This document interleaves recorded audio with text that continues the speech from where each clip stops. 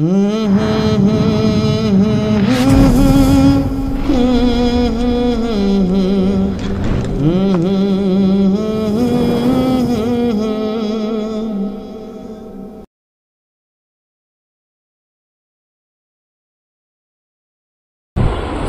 عليكم ورحمة الله وبركاته. وعليكم السلام ورحمة الله وبركاته. সম্মানিত হাজারান মজলিস উপস্থিত মানিকগঞ্জ দরবার শরীফের ভক্তবৃন্দ, মুরব্বী ভাইয়েরা, আপনারা সবাই কেমন আছেন? আলহামদুলিল্লাহ। আমি বিগত কয়েকটা বৃহস্পতিবার হালকায় উপস্থিত থাকতে পারি নাই। আমি দূর থাকলেও এদের উপর একটা নজর রাখছি। গত সপ্তাহে মনে হয় নতুন একজনে বয়ান করছিলেন। তারপরে আমাদের সম্মানিত সরকার ছিলেন। সবসময় এদের উপর নজর রাখি। বিষয়টা হল আল্লাহ তাআলা আমাদেরকে এমন পরীক্ষার ভিতরে বাড়াচ্ছে। রাসূল সাল্লাল্লাহু আলাইহি ওয়াসাল্লাম বলেছেন, আর দুনিয়া সিজুল মুমিনিন জান্নাতুল কাফির। দুনিয়া হচ্ছে মুমিনের জন্য কারাগার, আর কাফেরদের জন্য হচ্ছে জান্নাত। কাফেরদের জন্য জান্নাত, আমাদের জন্য মুমিন ব্যক্তিদের জন্য দুনিয়া হচ্ছে এটা কারাগারের মতো। তো কারাগারের অবস্থাটা কিরকম? ভিতরে বাইরে সূর্যের আলো দেখা যায় না। যারা গেছে তারা বলতে পারবে, আমি শোনাই এই করবো না, শোনা কথা বলতে হবে। সূর্যের আলো দেখা যায় না, বাইরের বাতাস পাওয়া যায় না। এদের একটা শাস্তি আছে, যে ভিতরে এই পদে খাওয়াটাও দেয়। আমার এই মাটিদের রাস্তার কথা লাগে, কথা আসলে বাইরে খাওয়া লাগে। কারাগারের ব্যবস্থা হচ্ছে আরো কোটি কোটি আদাব আছে, শাস্তি আছে। দুনিয়ার আমাদের জন্য এই অবস্থা হয়ে দাঁড়িয়েছে। আল্লাহ তাআলা আমাদেরকে বাংলাদেশের মতো একটা দেশের জন্ম দিয়েছে, যে দেশটা আসলে শান্তির দেশ। সোনা বাংলা আসলে সোনা করে, কিন্তু আমরা সেটাকে সঠিকভাবে গ্রহণ করতে পারি নাই এবং সঠিকভাবে বন্ধ করতে পারি নাই। এই কারণে সোনা বাংলা সোনা হয় নাই। আমাদের মৌলিক যে 5টা অধিকার আছে, 5টা অধিকার না পাওয়ার কারণে আমাদের সবচেয়ে বেশি ভোগান্তি করতে হয়। আমরা সবাই এর মুখোমুখি। চিকিৎসা ক্ষেত্রে যান, আপনার একটা জায়গায় 5 টাকা খরচ করতে হবে, 5 টাকা জায়গায় 15 টাকা খরচ করতে হবে। শিক্ষা ক্ষেত্রে যান, সবচেয়ে ব্যবসা উপকরণ হচ্ছে এখন শিক্ষা। শিক্ষা যখন ব্যবসায় পরিণত হবে, তখন আর সমাজে শান্তি থাকবে না।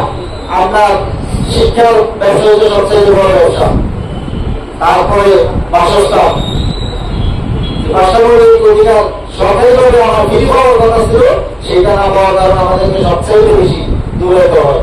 সূর্য প্রতি ঘন্টায় 1000 কিলোমিটার বেড়ে যায়, আর আমরা সাধারণ মানুষ ঘন্টায় 5000 কিলোমিটার বেড়ে চলে যাব, ঠিক না? এই জন্য আসলে সাক্ষাৎ কারণে অনেক সময় করতে পারি না। কিন্তু নজর রাখি, কে আসলো কে গেল। বিশেষ করে সাপ্তাহিক আমাদের যে উপস্থিতিরা, এটা আল্লাহ তাআলার মানিকগঞ্জের বিশ্বাসের পুরোপুরি আল্লাহ তাআলার একটা রহমতের জায়গা, রহমতের একটা বাগান। আমরা এখানে আসি করে হাদিসের কথা শুনি। বিশেষ করে আমাদের লিটন ভাই যে কথাগুলো বলছে, এই কথাগুলো হচ্ছে এরকম দোকান কাপড় ধুয়ে সোনাতে বাইরে বাইরে ধোনা, ওই সুন্দরভাবে বাইরিয়া আপনাদেরকে আমাদেরকে ধুয়ে দিচ্ছে, যাতে আমরা কি পরিষ্কার বলতে পারি। এগুলো আমাদেরকে বুঝতে হবে। কিছু কিছু বিষয় চলে যায় না, বুঝে যায় না। কিছু কিছু বিষয় বুঝে যায়, বলা যায় না। অনেক বিষয় আছে, এটা আল্লাহ তাআলা একটা কুদরত আছে। আল্লাহ সৃষ্টি সমস্ত কিছু দেখা যায়, কিন্তু আল্লাহ নিজেই দেখা যায় না। সুবহানাল্লাহ। এই গোপন ব্যাগ কি অনেক বড় নিয়ামত। আমি পবিত্র কোরআন থেকে সূরা রহমানের কয়েকটা আয়াত তালাওয়াত, বিশেষ করে 7টি আয়াত। এই 7টি আয়াতে অনেক বড় মর্যাদা আছে। আল্লাহ তাআলা আমাদেরকে বলার এবং শোনার জন্য তৌফিক দান করেন। আমরা সকলে বলি আল্লাহুম্মা আমিন। আউযু বিল্লাহি মিনাশ শাইতানির রাজীম। বিসমিল্লাহির الرحمن الرحيم الرحمن علم القرآن خلق الإنسان علمه البيان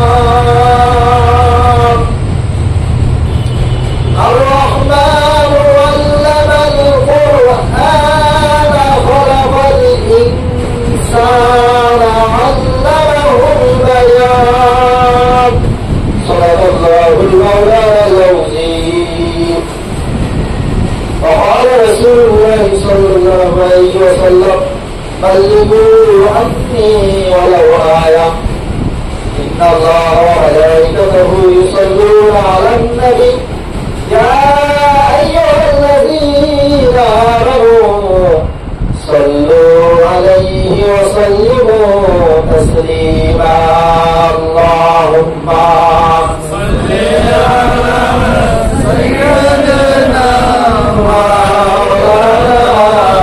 محمد وعلى آل سيدنا مولانا محمد اللهم صل على سيدنا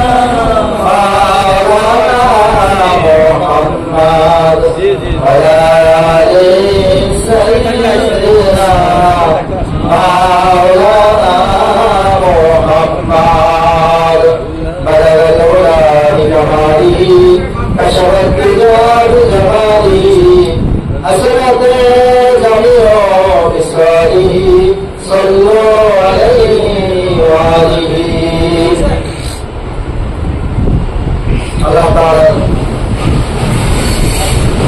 আয়েশা দরবারে লাখো কোটি শুকরিয়া আদায় করি যে আল্লাহ তাআলা কারো প্রদানের মতো ব্যবসায়ী জায়গায় ব্যবসায়ী বিরতি দিয়ে আজকে এই বৃহস্পতিবার দিন জুমার দিন মানিকগঞ্জ তালিমুল ইসলাম বৃহস্পতিবার দিনে ঢাকায় এসে কোরআন এবং হাদিসের কথা শোনার তৌফিক দিয়েছেন আমরা সকলে বলি আলহামদুলিল্লাহ বিষয় কথা শোনা এবং বলা এর থেকে কিছু ফায়দা হাসিল করা তৌফিক দিল আল্লাহ তাআলা দান করে আমরা সকলে বলি আল্লাহুম্মা আমিন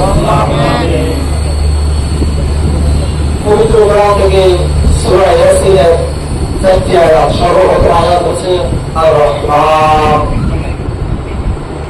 রাসূল সাল্লাল্লাহু আলাইহি ওয়াসাল্লাম যখন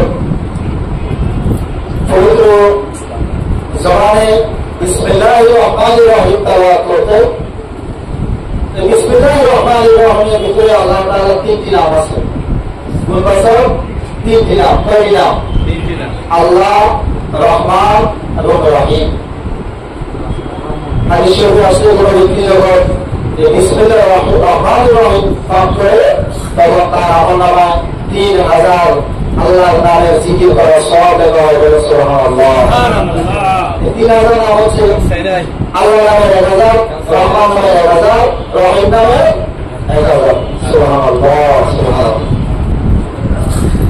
আমরা ওইদিকে না যাই এই রহমান এবং রহিম শুনে ইহুদি নাসারারা রাসূল সাল্লাল্লাহু আলাইহি ওয়াসাল্লাম প্রশ্ন করলেন আমার রহমান রহমান আবার কি রহমান আবার কি তো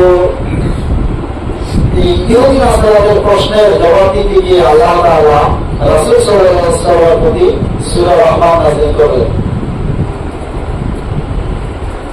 রাসূলুল্লাহ সাল্লাল্লাহু আলাইহি ওয়াসাল্লাম কোন কথা আল্লাহ এবং আল্লাহ কথা ছাড়া কোন কথা বলতেন না আল্লাহর কাছে ফয়সালা না আসা পর্যন্ত কোন প্রশ্নের জবাব দিতেন না তো ওরা যখন প্রশ্ন করলো আমার রহমান রহমান আবার কি আল্লাহ তাআলা সূরা রহমান নাযিল করলেন বলেন আর রহমান রহমান হচ্ছে ওই ব্যক্তি ওই জিনিস বা ওই নাম শুধু রহমান শব্দ দিয়া এর বিশ্লেষণ বা এর অর্থ বোঝা মুশকিল তার কারণ হচ্ছে কোরআনের তাফসীর করতে গেলে আপনার 4টা জিনিস আছে, 4টা জিনিসের উপরে কোরআনের তাফসীর হয়। একটা হচ্ছে কোরআন বিল কোরআন, কোরআনের এক আয়াত দিয়ে আরেক আয়াতের তাফসীর করা হয়, হচ্ছে কোরআন বিল কোরআন। আর একটা হচ্ছে কোরআন বিল হাদিস। এমন কিছু কোরআনের আয়াতের ব্যাখ্যা আছে যেটা আপনি রাসূল সাল্লাল্লাহু আলাইহি ওয়াসাল্লামের হাদিসে না গেলে বুঝবেন না। এখন সূরা রহমানের সর্বপ্রথম আয়াত হচ্ছে আর রহমান। আর রহমানের পরে যে রহমান যে কি জিনিস সেটা বোঝানোর জন্য আল্লাহ তাআলা আবার বললেন আর রহমান আল্লামাল কোরআন, তিনি নাযিল করেছেন কি কোরআন। আবার কোরআন যে নাযিল করেছেন এটা কি জন্য নাযিল করেছেন এটাকে বোঝানোর জন্য বলছেন খলাকাল ইনসান। আবার ইনসানকে আল্লাহ তাআলা সৃষ্টি করেছেন, খলাকাল ইনসান, মানুষকে সৃষ্টি করেছেন। মানুষকে কি জন্য সৃষ্টি করেছেন সেজন্য বলছেন আল্লামাহুল বায়ান। আল্লামাহুল বায়ান মানে হচ্ছে মানুষকে কথা বলার শক্তি দিয়েছেন। কি দিয়েছেন? মানুষকে কথা বলার শক্তি দিয়েছেন, হিকমত দিয়েছেন, কথা বলার ভাষা শিক্ষা দিয়েছেন। এখন সর্বপ্রথম হল রহমান, পরে আয়াত হচ্ছে কোরআন। এই রহমানকে বুঝতে গেলে তারপরে আয়াত কোরআনের ভিতরে যেতে হয়। এই জন্য পৃথিবীতে একটি মাত্র গ্রন্থ, একটি মাত্র বই, বর্তমান বিশ্বে লেখকের অভাব নাই। পৃথিবীর সৃষ্টি থেকে শেষ পর্যন্ত আল্লাহ তাআলা 104 কিতাব নাযিল করেছেন। আর পৃথিবীতে দার্শনিক, পণ্ডিত, জ্ঞানী, কবি, কবিরা অসংখ্য বই লিখছেন। প্রত্যেকটা ভাষায় লক্ষ লক্ষ বই আছে, প্রত্যেকটা ভাষায়। আর এই যে ভাষা কাজী সালাউদ্দিন হানিফুদ্দিন রহমতুল্লাহ আলাইহি আপনার তাফসীরে মাযহারিতে মুসা আলাইহিস সালাম এবং আল্লাহ তাআলার কথা আলোচনা করতে গিয়ে আয়াতে ব্যাখ্যা করতে গিয়ে তিনি বলছেন যে আল্লাহ তাআলা 1,40,000 ভাষা সৃষ্টি করেছেন। কয় হাজার? 1,40,000 ভাষা সৃষ্টি করেছেন। সৃষ্টি করার পরে 1,00,000 ভাষা আল্লাহর কাছে রাখা 40,000 ভাষা পৃথিবীতে নাযিল করেছেন। বলে সুবহানাল্লাহ। কত হাজার ভাষা? 40,000 ভাষা। সুবহানাল্লাহ। এই পৃথিবীর মানুষ যত ভাষায় কথা বলে সমস্ত মানুষের আল্লাহ তাআলা 40,000 ভাষার ভিতরে আছে, বাইরে যাওয়ার কোনো সুযোগ নাই। এবং ভাষার তারতম্য এটাও আল্লাহ তাআলার একটা কুদরত বুঝতে হবে এবং এটাকেও মানতে হবে। তো এই যে 104 খানা আল্লাহ তাআলার কাছ থেকে নাযিল হওয়া কিতাব, এই 104 নাযিল হওয়া কিতাবের ভিতরে শুধু একমাত্র কোরআন হচ্ছে সেই কিতাব যে কিতাবকে কোটি কোটি মানুষ মুখস্থ করতে পারছে। বলে সুবহানাল্লাহ। আর এই কোরআনকে 6,663 খানা আয়াত ছোট্ট একটা মানুষের এই হৃদয়ের ভিতরে, এই সিনার ভিতরে মুখস্থ করে রাখার একমাত্র শক্তি হচ্ছে রহমান, আল্লাহ তাআলা। বলে সুবহানাল্লাহ। পৃথিবীতে ইনজিলের কিতাব ছিল, ইনজিলের হাফেজ ছিল একজন, তাওরাতের হাফেজ ছিল 3 জন। আর বর্তমান বিশ্বে আল্লাহর রহমতে এই পবিত্র কোরআনে কোটি কোটি হাফেজ আছে সারা বিশ্বে। সুবহানাল্লাহ। এই রাসূল সাল্লাল্লাহু আলাইহি ওয়াসাল্লামকে কাফেররা প্রশ্ন করল যে আমার রহমান, রহমান নাই। এই রহমান শব্দের জবাব দিতে গিয়ে আল্লাহ তাআলা বললেন আর রহমান আল্লামাল কোরআন। কোরআনের মতো এত বড় কিতাব মানুষের দেহের ভিতরে, মানুষের সিনার ভিতরে আপনার হেফাজত করে দেওয়ার যে মালিক তিনি হচ্ছেন রহমান। সুবহানাল্লাহ। আর রহমানের রহমত প্রতিনিয়ত 18,000 মাখলুকাত সবার উপরে প্রতিনিয়ত বর্ষিত হচ্ছে, বর্ষণ হচ্ছে।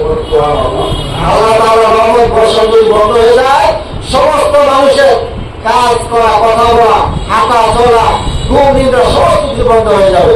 যেমন বিদ্যুতের সংযোগ যদি থাকে, ফ্যান চলে, লাইট চলে, এসি চলে, সব ঠিক আছে। কিন্তু যখনই বিদ্যুতের সংযোগ বন্ধ হয়ে যাবে তখন কি সমস্ত কিছু কি হয়ে যাবে? বন্ধ হয়ে যাবে। ঠিক তেমনি ভাবে আল্লাহ তাআলার রহমত যতক্ষণ পর্যন্ত মানুষের উপর থাকে ততক্ষণ মানুষের হাঁটা চলাফেরা, শুধু মানুষ নয় সমস্ত সর্বমাত্রের উপরে, সমস্ত সৃষ্টি জগতের উপরে যতক্ষণ আল্লাহর রহমত থাকবে ততক্ষণ তার চলাফেরা সব চলবে। যখন আল্লাহর রহমত বন্ধ হয়ে যাবে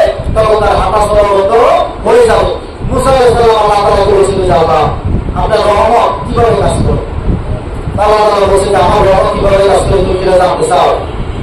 মুসা আলাইহিস সালাম বলে যে আল্লাহ আমি এটা একটু জানতে চাই। আল্লাহ তাআলা বলে যে আচ্ছা ঠিক আছে, তো তুমি তোমার নামটা বলো, তোমার নাম কি? মুসা আলাইহিস সালাম বলছিল যে আল্লাহ আমার নাম হচ্ছে মু বলার পরে বন্ধ হয়ে গেছে, মু বলার পরে বন্ধ হয়ে গেছে। যেমন আমাদের এক সময় কিছু ভিডিও ছিল বা কিছু অডিও ছিল, একটা অডিও ক্যাসেট চলতেছে, হঠাৎ করে ওয়াজ চলতেছে, গান যাই চলতেছে, যখনই ফিতা আটকে গেছে গান বন্ধ হয়ে গেছে। ভিডিও চলতে গিয়ে ফিতা আটকে গেছে, ভিডিও কি বন্ধ হয়ে গেছে, কেউ হাসান সে কথা বলার জন্য উঠে বলে দিয়েছে। ঠিক আল্লাহর রহমতটা এভাবে কাজ করে প্রত্যেকটা সৃষ্টি জগতের উপরে। যখনই রহমত বন্ধ হয়ে যাবে তখনই সমস্ত কাজ করা কি হয়ে যাবে, বন্ধ হয়ে যাবে। মুসা আলাইহিস সালাম যখন মুখ খুলছে নাম বলার জন্য, আল্লাহ তাআলা রহমত বন্ধ করে দিয়েছে, মুসা আলাইহিস সালামের কথাও কি হয়ে গেছিল, বন্ধ হয়ে গেছে। এই জন্য রহমান এমন এক নাম যা উসিলায় এই পৃথিবীতে 18,000 মাখলুকাত সবাই ভিড়ে খায় দায় সমস্ত কাজকর্ম করে। যখন রহমত বন্ধ হয়ে যাবে সমস্ত কিছু বন্ধ হয়ে যাবে। আল্লাহ তাআলা হাসরের ময়দানে ইমানদার ছাড়া আর কারো কোনো রহমত করবে না, কোনো মানুষকে এক ফোঁটা খাদ্য খাওয়ার শক্তি দিবেন না।